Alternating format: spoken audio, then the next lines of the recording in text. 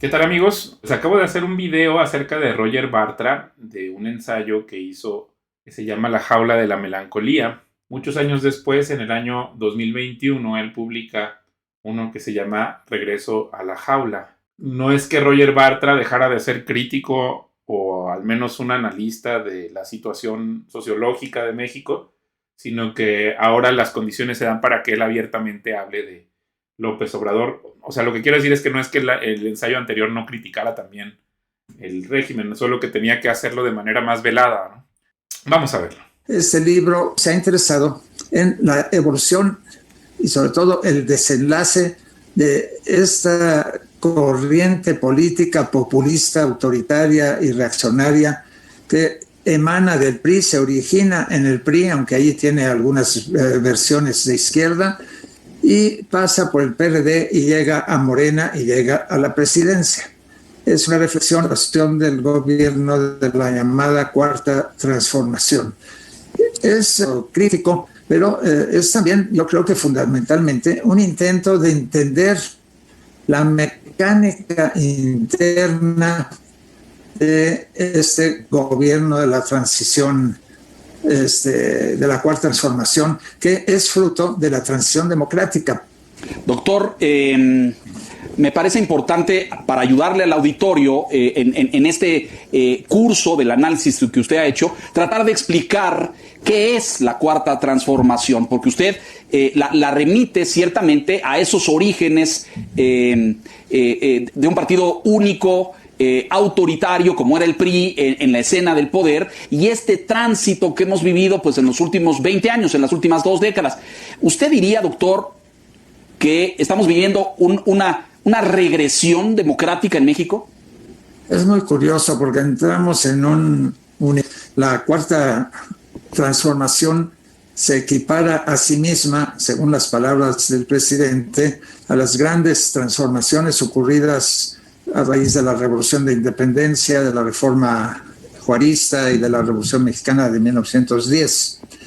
Pero, y ahí viene a cuento el subtítulo del libro, esta es una exageración total y me permite afirmar de entrada que esta Cuarta Transformación es un fracaso, porque si la comparamos con las 3 anteriores, podemos ver que en realidad no estamos frente a ninguna transformación de calado, ni ninguna transformación importante, y en cambio sí estamos enfrentados al peligro de una deriva autoritaria que me ha hecho reflexionar para tratar de comprender de López Obrador, cuál es su dinámica, cuáles son las diferentes corrientes que hay dentro del espacio de la 4T.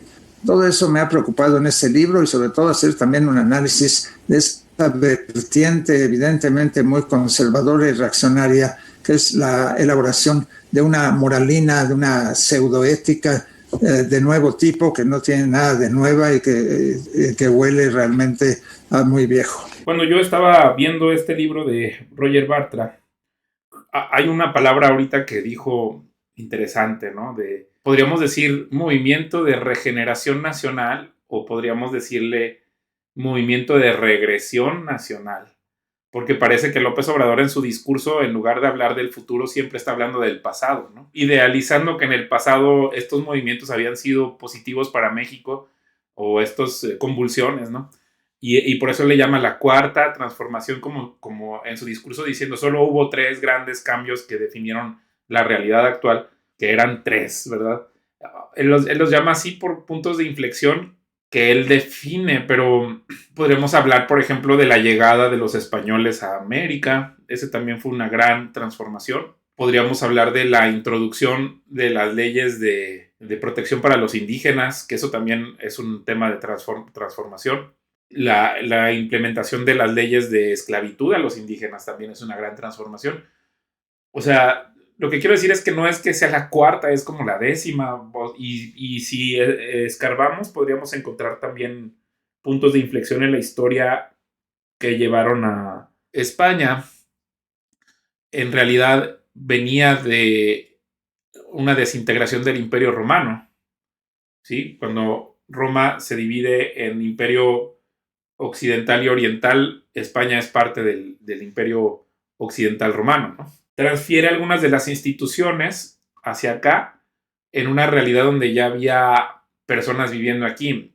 Y el problema es que López Obrador como que trata de crear una nueva religión o de resignificar algunas de la religión que ya existía en el Estado priista. A mí lo que no me gustaba mucho desde el primer día, y quiero dejar muy claro que yo lo apoyé, no tienen idea de la cantidad de esfuerzo en cuanto a recursos, de andar en calle, tocando puertas, repartiendo periódico, de inversión que hice en redes sociales, hasta 2 aspiraciones para la candidatura a través de Morena hice en su momento, pero todo esto me ayudó como para darme cuenta que ese movimiento de Morena es una falacia, estaba sustentado en engaños. No es que los demás partidos tampoco estén sustentados en falacias, sino que el hecho de creer o pretender que hay esperanza en estos vehículos políticos, creo que ese es el mayor engaño en el que tú puedes caer, ¿no? No significa que tengan que desaparecer estos instrumentos políticos.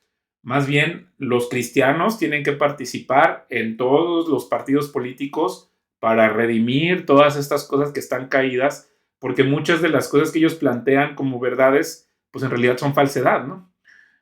Por ejemplo, los que se llaman de izquierda, ¿verdad? Supuestamente plantean que se puede construir un mundo ateo. Eso es una falacia, eso es una estupidez, ¿no? O sea, el ateísmo que se basa en algo que se llama materialismo, pues ya está superado. De hecho, justo acabo de hacer un video acerca de Thomas Nagel, que él escribe un ensayo donde demuestra que tener una postura atea es completamente una estupidez, ¿no? No significa que tú no puedas ser ateo, pues cada quien es libre de ser lo que quiera, ¿verdad? Y si te quieres autoengañar con ese tipo de forma de pensar, pues ese es tu problema. Pero cuando luego lo conviertes en un instrumento político, pues necesitas moralidad. Y entonces crear supuestamente nuevos valores, pero lo que hace López Obrador es que toma valores cristianos sin Cristo para meterlos dentro de Morena, pues por eso es tan desordenado lo que él plantea como la cuarta transformación. O digamos, el cristianismo no le importa tanto como la institución, sino las personas que forman parte de la institución, porque cuando transitemos hacia la nueva ciudad, a la Jerusalén celestial, estas instituciones, Cristo va a tomar lo mejor de las instituciones para formar nuevas en su forma redimida. Entonces, empresas, organizaciones, todo eso tiene potestades porque existe el tema del poder, pero se van a despojar de todas las cosas viejas y solo va a quedar lo que sea digno de ser escrito en el libro de la vida, principalmente las personas. Uno comete el error, ¿verdad? Por ejemplo, él plantea a López Obrador que el principal mal es la corrupción. Sin embargo, López Obrador se corrompe desde el principio porque cuando todos le damos el apoyo para que llegue a la presidencia, él hace una ceremonia para adorar brujería, ¿no? Ídolos falsos. Y desde ahí ya empezamos a ver cómo todo lo que nos dijo que era empieza como a derivar en otras cosas, ¿no? O sea, como que él tiene objetivos diferentes a lo que nos dijo para lo que lo apoyamos. Ahora, no significa que fue un error apoyarlo. El régimen anterior, pues tampoco estaba exento de pecado, tampoco estaba exento de abusos. O sea, veamos la realidad de cómo es México, que tiene problemáticas más profundas que lo que un partido político puede resolver. ¿Dónde nos confundimos, doctor? Porque muchos mexicanos pensamos y muchos siguen creyendo en el liderazgo de López Obrador como un liderazgo democrático, de vanguardia y con raíces muy acendradas en la izquierda, en la vanguardia de izquierda, movimientos sociales liberales, de apertura, de propuestas de cambio, de transformación social. Y de repente nos encontramos con lo que vivimos hoy en día. Nos fuimos engañados, nos confundimos, quisimos ver algo que no era. ¿Cómo lo explica, doctor? Bueno, pues es que muchos de estos valores de los que aspiramos, por ejemplo, la justicia, provienen de Cristo, ¿no? Provienen de parte de Dios. O sea, eso no quiere decir que Cristo no sea rey de reyes y señor de señores, que no gobierne sobre el presidente mexicano. Pero también le da libertad a López Obrador para escoger si va a seguir el camino de Dios o va a seguir, por ejemplo, su ego. Entonces nosotros no estamos mal en aspirar a que haya justicia, a que haya un trato digno igual de persona a persona, Pero creo que donde está la confusión es creer que eso pertenece a valores de la izquierda o de la derecha, ¿no? O sea, realmente son valores cristianos que un espectro toma unos valores desde el cristianismo y otro espectro toma otros valores del cristianismo. Por eso está mal cuando un falso maestro trata de decirte que solo los cristianos deberían estar en la derecha. Pues es una forma pequeñita de ver el mundo, porque de los dos lados hay pecado y de los dos lados hay valores cristianos. Entonces, tú como cristiano puedes fácilmente ponerte en cualquier partido político para participar sin problemas de conciencia. No, es que aquí promueven estos ciertos valores. Pues exactamente, esa es la razón por la que tendrías que meterte para participar y en ese tipo de discusiones dentro de los partidos. O sea, lo que te quiero decir es que no porque seas un hijo de Dios, que formes parte del pueblo de Dios, te tienes que abstraer de la política porque no se está discutiendo las cosas conforme a tus valores. Al revés, tienes que meterte para transformar esas organizaciones que están perdidas, ¿no? Yo no me meto con los que son comunistas porque son ateos. No, pues quizás si Dios te está llamando para formar parte de ese partido, es para traer a Cristo a ese partido. Y es donde va a existir la fricción y la dificultad, ¿verdad? Ahora, el cristianismo funciona perfectamente aunque estuviéramos en un régimen autoritario. Y también funciona el cristianismo aunque estuviéramos en un régimen democrático. Y funciona si estamos, por ejemplo, bajo el Imperio Romano. No es que no nos importe, claro que quisiéramos estar en los lugares donde las cosas son más fáciles, pero el mundo está caído y es parte de que el cristianismo tiene que aceptarlo y no vivir en negación y cerrar los ojos y esconderse en las paredes, sino entrar para participar en todos estos organismos y todas estas instituciones para renovarlas. Yo creo que es un asunto muy complejo que requiere analizar las condiciones en las que fue electo el actual presidente López Obrador. Yo creo que desde una perspectiva sociológica, si se reflexionaba bien, desde por lo menos el 2006, cuando las elecciones del 2006, ya se podía comprobar, se podía ver que López Obrador representaba un populismo de derecha y reaccionario. Pero eso, digamos, se podía ver, o lo podíamos ver los analistas que estábamos atentos a su discurso, que estábamos atentos a lo que ocurría dentro del PRD, que es donde se cocinó el movimiento que encabeza hoy López Obrador y que lo empujó, lo llevó a la presidencia. Pero ya desde entonces se veía claramente dentro del PRD, que era el gran partido de la izquierda nunca había tenido tanta importancia como es en esa época en la que lideraba el proceso Cuauhtémoc Cárdenas. Ya se observaba una división de la tradición populista heredada del PRI y alojada en el PRD, una división entre un grupo democrático y un grupo populista. Había mucha confusión, una batalla de tribus bastante caótica, similar a la que hay hoy en el partido Morena, pero sin embargo yo creo que ya se había perfilado una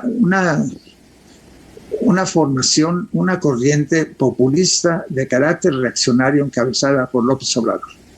Pero creció, esa es la gran paradoja y que ha generado mucha confusión y muchas ilusiones, creció dentro del Partido de la Revolución Democrática, del PRD, creció cobijada por la izquierda, en un partido de izquierda, pero que había alojado, y que era la cristalización en realidad de un ala del populismo mexicano, nacionalista revolucionario, que venía del PRI.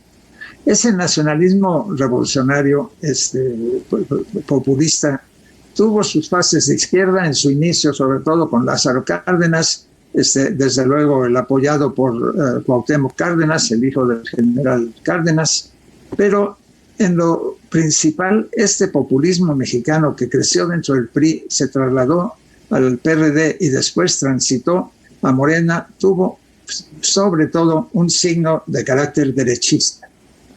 Es cierto, se titulaba, se autonombraba como revolucionario, pero bueno, en México ya aprendimos y ya entendimos que la palabra revolucionario no quiere decir nada verdaderamente radical, cobija un nacionalismo bastante autoritario y peligroso. Así. Pues populismo entiendo que es decirle a las personas lo que quieren escuchar, ¿no? En realidad hay hipocresía porque no estás diciendo lo que realmente vas a hacer. Simplemente estás como alentando a las masas y al final hacer lo que tú quieres, ¿no? Por ejemplo, lo de mostrar que Morena es como un negocio familiar. O sea, es lo que esperaríamos de un negocio familiar que metiera a su junior para administrarlo. Y pues no está mal, ¿no? Porque finalmente así son los negocios familiares. O sea, no está mal de origen, está mal que le digas a la gente que no es un negocio familiar. O sea, está mal que la gente luego sea capaz de justificar estas cosas, porque como todo es relativista en ese sector de la gente, pues no lo puedes comparar con valores objetivos de que el nepotismo está mal. O sea, tal parece que lo que hizo López Obrador fue degenerarse. O sea, una vez que recibe el poder, se va tras ídolos falsos y ya le empieza a poner nombres de ídolos de mayas y de todo esto a su gobierno o a sus programas y empieza a proyectar una adoración a la serpiente y entonces ya el movimiento se convierte en un movimiento de degeneración nacional, ¿no? O un movimiento de retroceso nacional. O sea, de degeneración sería, en lugar de Morena, sería Modena o Moneda, ¿no? Para demostrar que está todo corrupto, ¿verdad? Que ya hay una corrupción en esto. Y justo con este tema como de decirle a toda la gente lo que quieren escuchar, pone su programa de las mañaneras, empieza a moldear la realidad conforme a lo que él piensa, o trata de contestar a todas las preguntas como si fuera un sabelotodo. O sea, ya es como una mente que se corrompe por el poder, él mismo diciendo que no lo iba a hacer. O sea, nos da una gran lección López Obrador de que hasta el que crees que es el más honrado se puede corromper en su mente si se aparta de Cristo. Porque en algún momento él le decía a la gente, pues yo soy seguidor de Jesús Cristo, ¿no? Por ejemplo. Pero al mismo tiempo hacía cosas que ofenden a Cristo, como lo de inclinarse ante la brujería y pedirle permiso a la madre tierra para inaugurar su tren, ¿no? Se me hace que es un problema de origen que tiene que ver con tratar de suplantar la identidad de Cristo y pensar que tú puedes redimir a México de sus pecados cuando el Salvador es Jesucristo.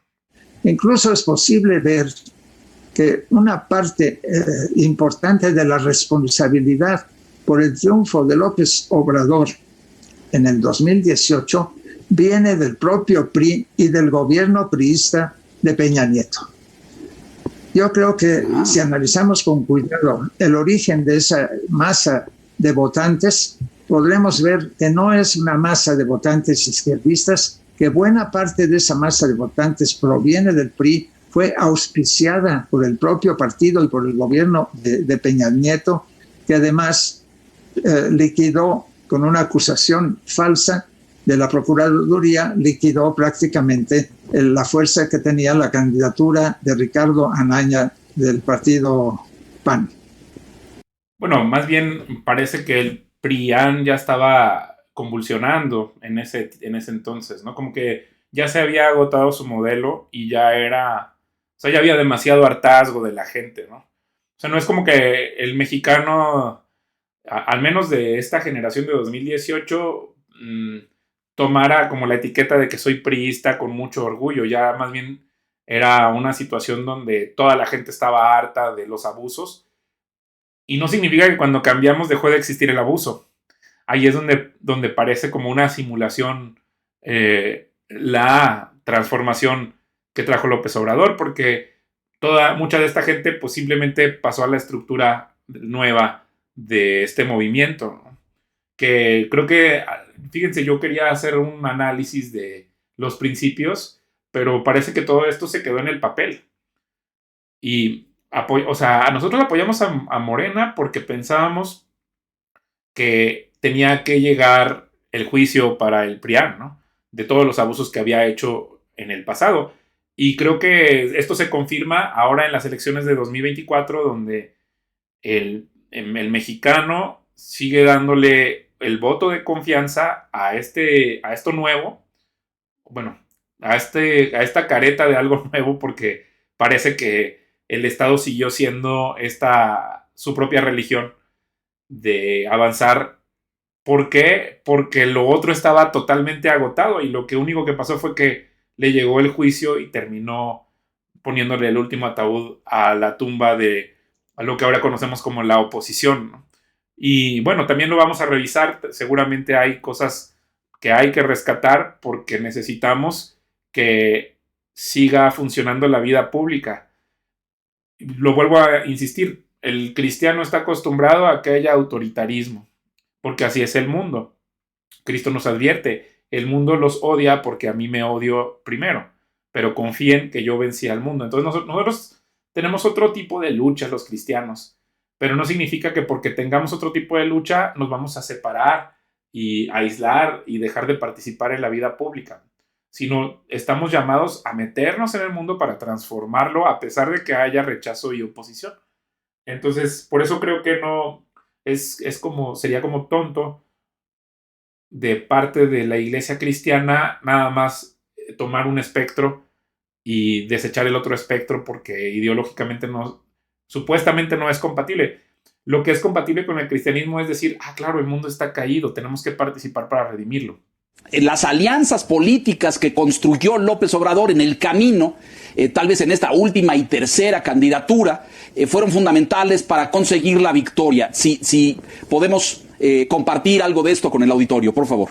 Así que efectivamente hubo una especie de conjunto de pactos y alianzas soterradas que contribuyeron a esa masa de votos con varios millones de apoyos que no formaban parte del universo de votantes perredistas que había arrastrado López Obrador. Este es un fenómeno que no es fácil de reconocer y que ha permanecido oculto, no se habla mucho de ello. Los dirigentes de Morena se vanaglorian de la masa de 30 millones de votos que obtuvieron, pero muchos de esos millones de votos fueron empujados por el gobierno de Peña Nieto y por las fuerzas más retrógradas y conservadoras del PRI. Esa es una explicación. La otra es que verdaderamente todo el mundo se dio cuenta que era inevitable y que el modelo del PRI ya estaba agotado, que ya no podía dar para más.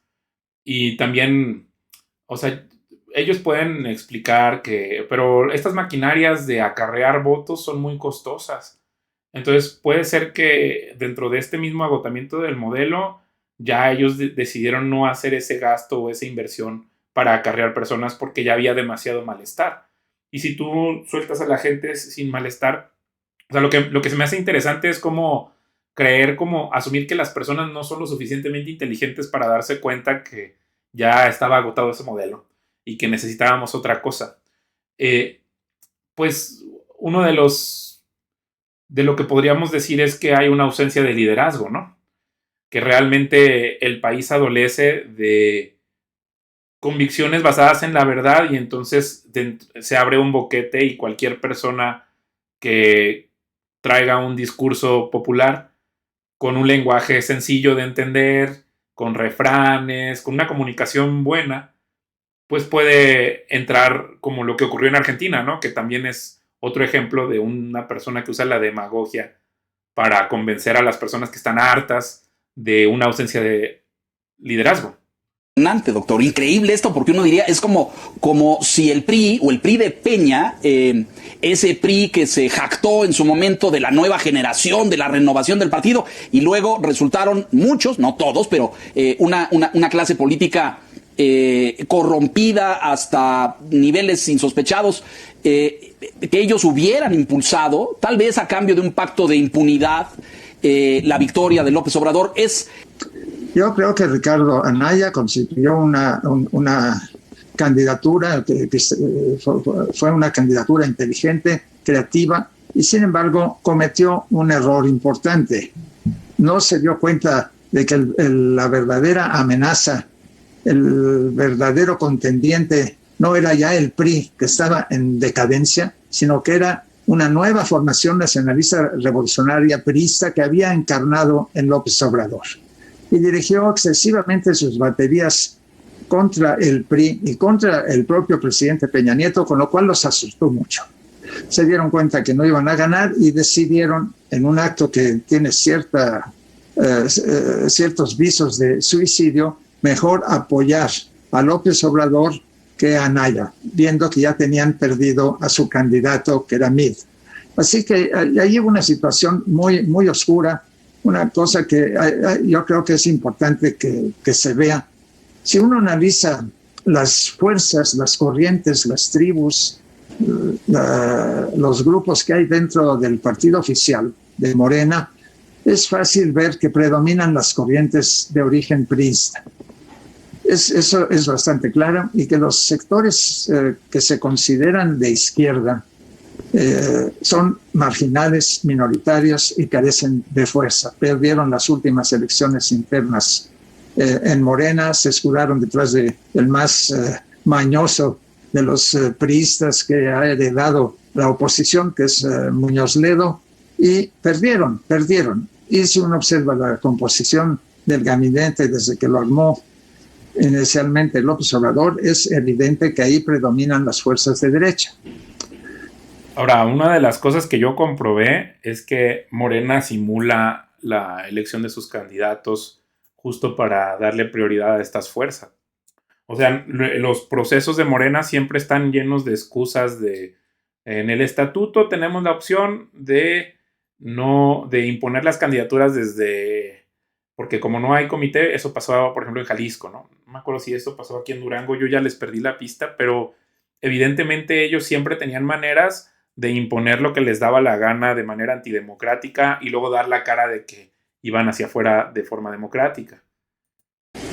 La ilusión de que esto se trata de un gobierno de izquierda me parece completamente absurda y fuera de lugar, pero la entiendo porque realmente el movimiento de López Obrador se cocinó dentro del gran partido de la izquierda. Lo que no me gusta del tipo de análisis que hace es como si hubiera una conspiración, ¿no? Pero a veces simplemente ocurren las coyunturas o podríamos explicarlo porque Dios participa por medio de su Espíritu Santo para que se den ciertas cosas que te parecen muy extrañas, pero que son evidentemente acto de Dios, ¿no? Participando dentro del juego de la política. ¿Por qué? Porque seguramente tiene un propósito mayor. Nosotros los cristianos creemos que Dios pone y quita reyes Él. Él es el que determinó al final que López Obrador fuera el presidente. En la democracia funciona que Dios llena con su Espíritu Santo a su pueblo y su pueblo va y vota. Entonces el pueblo mexicano es un pueblo cristiano, es un pueblo de Dios. Hay mucha gente dentro de México que forma parte de la iglesia cristiana. Que no sean exactamente de tu rito no significa que no sean cristianos. Muchísima gente, tú puedes hacer un corte, voy a muchas ciudades y hay mucha gente que ama a Dios y que para él es Cristo. Entonces eso también puede explicar la victoria de López Obrador. Entonces ahí es donde creo que decir, bueno, es que pasó esta cosa que me parecía muy extraña y esta cosa, o sea, la misma forma necia de pensar de Ricardo Anaya pudo haber sido parte de todos los propósitos para los que no haya ganado. López Obrador ya con esa fuerza y con ese liderazgo podría haber encaminado el proyecto hacia sus auténticas y verdaderas convicciones. Y ahí es donde me sorprende su texto, doctor, porque pues resulta que ahora descubrimos en sus actos de gobierno, en sus decisiones, que sus auténticas convicciones, lo someto a su consideración porque lo cito del libro, pero no son ni de izquierda y todo parece indicar, corríjame en esto, que tampoco son democráticas, doctor Bartra. No, desde luego no son democráticas. Es que esa es la gran paradoja que estamos viviendo, que un gobierno con visos autoritarios muy acentuados, con tendencias antidemocráticas, surge gracias a la propia transición democrática. Eso es muy importante. Pero donde está la contradicción de lo que él está diciendo es que él puede hablar abiertamente de esto sin que le pase nada. Si fuera autoritario, yo no creo que él pudiera tener ese tipo de conversación. Aunque eso no quita que a López Obrador le guste lo autoritario, ¿no? Es muy claro que las medidas principales, el eje de la política económica y del gobierno tiene un carácter básicamente retrógrado, reaccionario. simplemente el haber decidido de inicio no proceder a una reforma fiscal con una carga progresiva importante para poder sostener reformas importantes y apoyar la seguridad social y la educación, ya indica una actitud regresiva.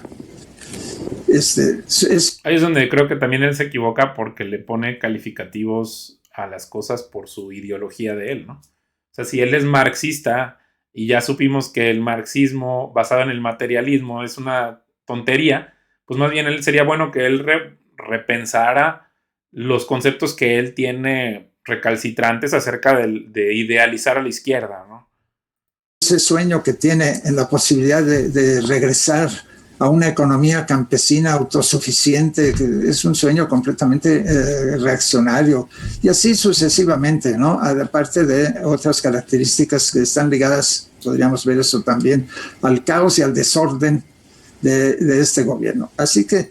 Y justo creo que ahí es otra contradicción. Cuando él llama a López Obrador autoritario, los regímenes autoritarios son muy ordenados y López Obrador realmente en sus políticas sí es muy desordenado, ¿saben? Entonces no, creo que es injusto acusarlo de autoritario. Yo lo acusaría como de que se corrompió él mismo al ponerse a adorar ídolos falsos. Lo mismo está haciendo Claudia Sheinbaum. En su primer día se puso a adorar brujería. Y eso solamente va a derivar en otro tipo de corrupción. No va a ser la misma corrupción de la de López Obrador. Y no lo va a poder corregir hasta que se arrepienta de su pecado, ¿verdad? O sea, si yo tuviera aquí enfrente a Claudia, yo le preguntaría por qué, siendo tú parte del pueblo judío, te has peleado con el Dios de Abraham, Isaac y Jacob. O sea, ¿qué te hizo el Dios de Israel para que lo menospreciaras así? Y tratar de conversar con ella, ¿verdad? Para ver si existe la posibilidad de que ella se reconcilie con Dios, con el Dios de Israel, que es al que le sirvieron sus padres, su familia, sus ancestros, porque pues si ella es judía, Judá fue hijo de Israel. ¿Por qué participar? O sea, yo no tengo nada en contra de ella, me parece bien que sea la presidenta de México, tiene todo nuestro apoyo como presidenta de México, necesitamos liderazgo, pero ese pleito que tenga con el Dios de Israel, pues solamente va a llevar a que lo que ella trate de hacer sea irrelevante, va a llevar a su gobierno a la irrelevancia y nos va a afectar a nosotros como mexicanos eso. Entonces, hago esta revisión del video de Bartra como la base para yo también exponer ciertas ideas, ¿no? Y la idea principal es llamar al arrepentimiento a Claudia Sheinbaum de lo que hizo de adorar ídolos falsos. Porque si ella sigue tratando de hacer, aunque tenga todo el apoyo de los mexicanos, pues eso solo puede derivar en fractura. Y Cristo es el que gobierna como Rey de Reyes y Señor de Señores sobre todas las naciones.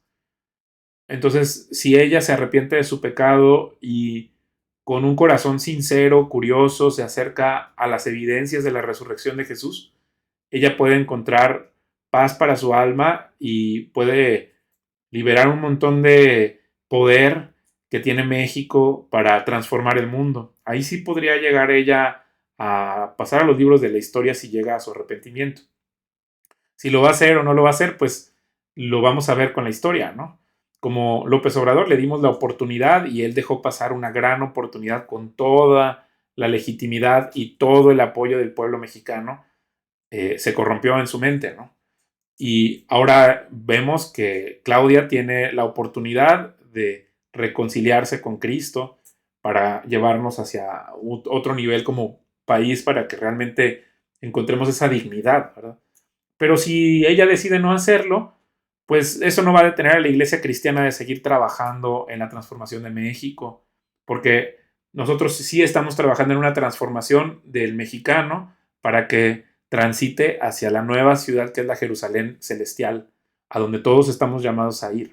Se perfila claramente un gobierno de derecha con posiciones de derecha. Estas son todavía más claras si se examinan aspectos curiosos de la política del presidente de la República, que son las dimensiones morales y éticas con que supuestamente impulsa la Cuarta Transformación y que él proclama que vienen del pueblo, ascienden, él las representa, esas virtudes morales que aplica al fortalecimiento de la 4T y a un intento, como él mismo ha dicho, de que no pueda haber retroceso. Y justo por eso es movimiento de retroceso nacional, porque López Obrador, por ejemplo, da estas premisas de que el pueblo es bueno, ¿verdad? Cuando todos sabemos que el pueblo, pues todos hemos pecado y estamos destituidos de la gloria de Dios.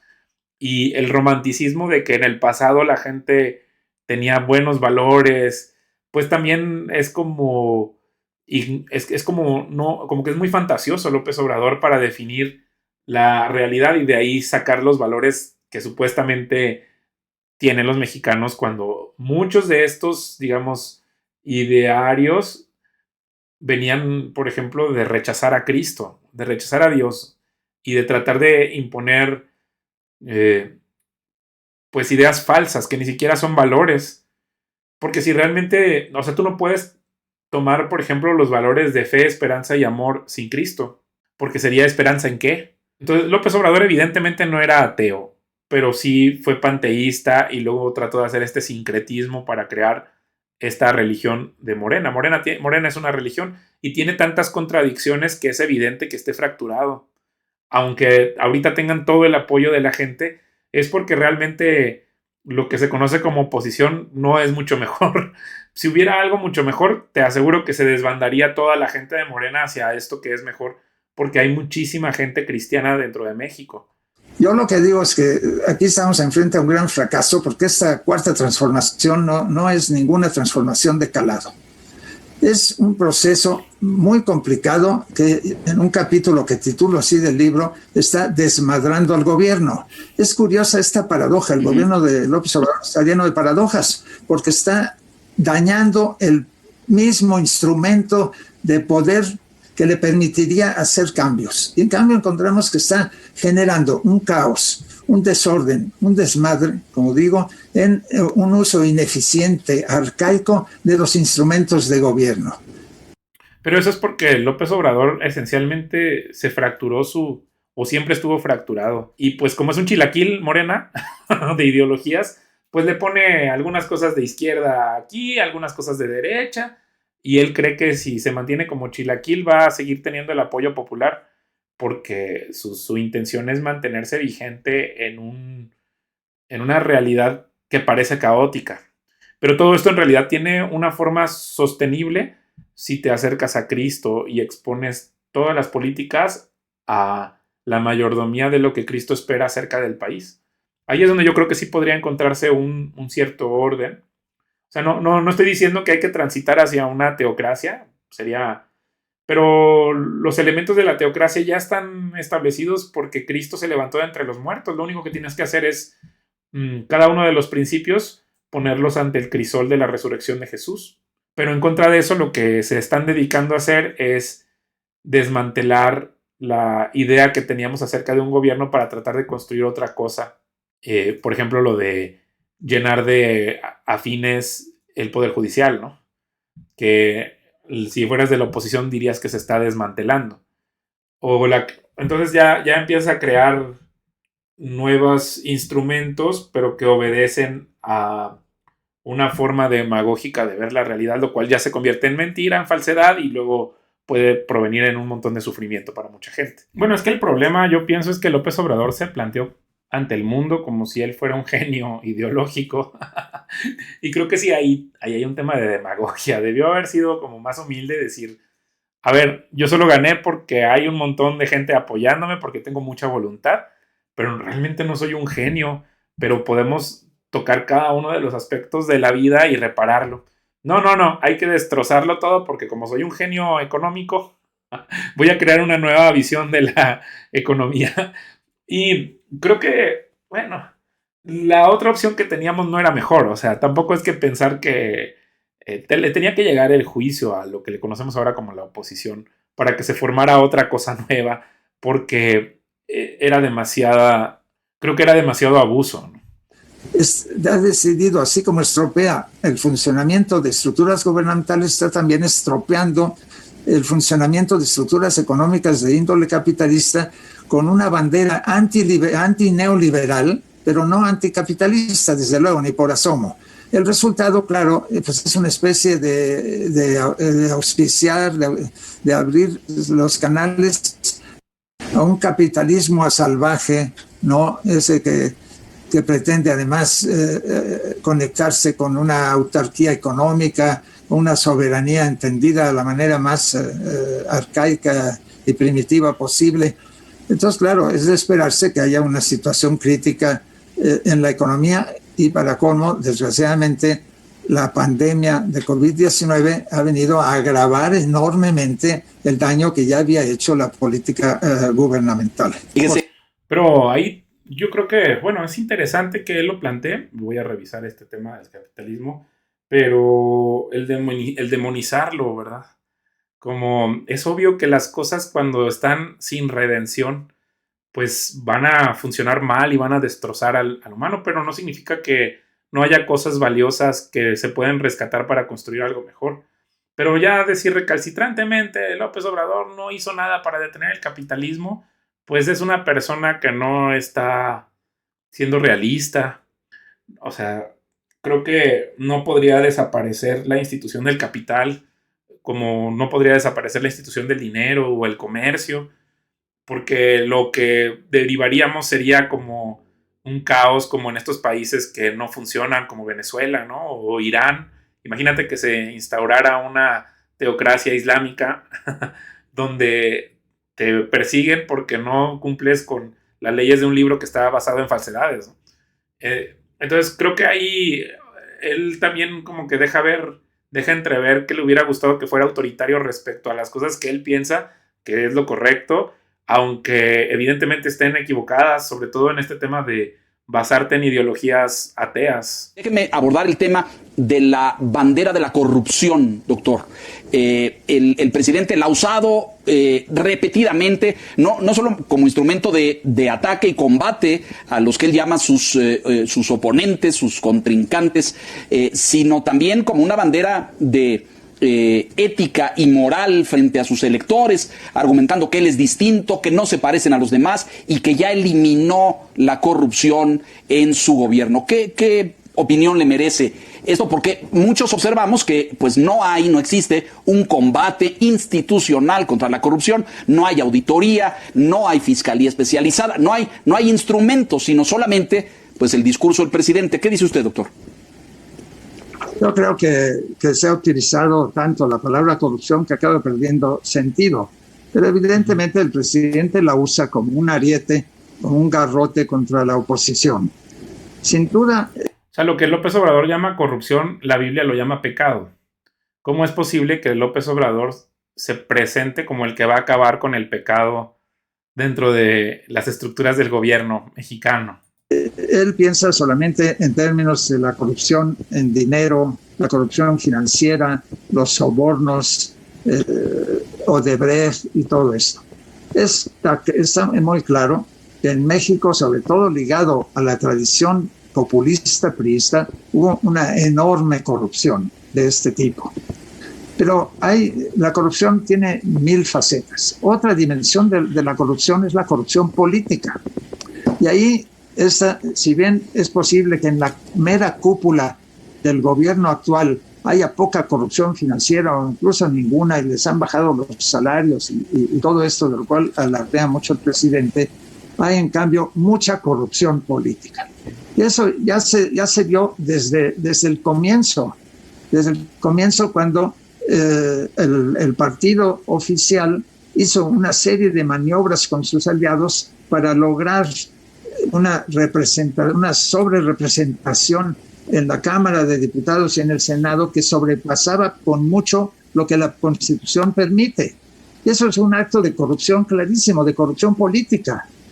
Y eso ahora, claro, ahora que los partidos ya se dieron cuenta y el INE está tratando de corregir esta situación, están protestando mucho porque temen que no puedan utilizar esos mecanismos. Bueno, yo creo que ahí se equivoca porque hay que apuntar a la corrupción moral, no a la corrupción de las interpretaciones de la ley, ¿no? Porque el abogado de Morena te va a decir que si interpretas de esta otra manera, sí cumple con los requisitos legales, si no, no podría existir lo que él llama sobrerepresentación. pero más bien en la corrupción moral de seguir dando un discurso y en la práctica ser totalmente diferentes, pues es la hipocresía grave en la que incurre el movimiento o incurrió. Y luego, una de las cosas que es interesante de revisar un video de hace 3 años es ver cómo envejeció el video, ¿no? Porque si dijeras, pues no, por ejemplo, esto de que México no produce fentanilo y luego cuando llega la nueva persona de gobierno dice, hicimos todas estas incautaciones de producción de fentanilo, pues dices, entonces, ¿qué no se supone que no había nada de eso? O sea, nos dice que muchas de las cosas que nos hizo ver mientras él estaba en el gobierno, pues no eran sinceras. Para no hablar que también la corrupción con respecto al manejo de dinero apareció súbita y sintomáticamente cuando se descubrió que el propio hermano del presidente manejaba millones de pesos ocultos para financiar a Morena y que la única justificación que han dado es que es dinero que se utiliza para favorecer al pueblo, que viene del pueblo y se dirige al pueblo, bueno, pura demagogia. Así que yo no creo que podemos creer este discurso de la corrupción. Pero eso no debe ocultar que efectivamente en México, en el sistema político mexicano predemocrático, digamos, dominaba la corrupción enormemente, se incrustó sobre todo, especialmente, aunque no únicamente en el PRI, y que volvió a aflorar, como todos sabemos, en el gobierno priista de Peña Nieto, y que ha sido el gran ejemplo que utiliza el presidente para ensuciar a todos los que lo critican, porque ahora resulta que hasta los intelectuales y los periodistas que criticamos al gobierno ya nos acusan no solamente de conservadores, sino también de corruptos. Le agradezco profundamente, doctor Bartra, lo felicito por el libro e invito a toda la audiencia, es El regreso a la jaula del doctor Roger Bartra, ya en circulación en librerías en los próximos días. Muchísimas gracias. Yo ya lo leí, la verdad es que al final sí me decepciona el libro. Creo que no propone nada, dice que leas a Piketty, que es como un economista francés que habla de ecologismo como una alternativa a la socialdemocracia, pero es como estar como metido dentro de esa jaula, ¿no? de la que él mismo se queja. O sea, pensábamos que López Obrador nos iba a ayudar a dar un siguiente paso, lo cual yo creo que sí lo hizo. O sea, pero siguen atrapados o sea, seguir atrapado en creer que tu ideología va a rescatarte o te va a llenar de esperanza. Creo que estás equivocado porque el único que puede liberar tu vida es Jesucristo, que Él sí entregó su vida por nosotros en la cruz del Calvario y luego al tercer día, después de haber sido sepultado, se levantó de entre los muertos para que tú tengas una vida eterna. Entonces te agradezco por escucharme y hasta la próxima.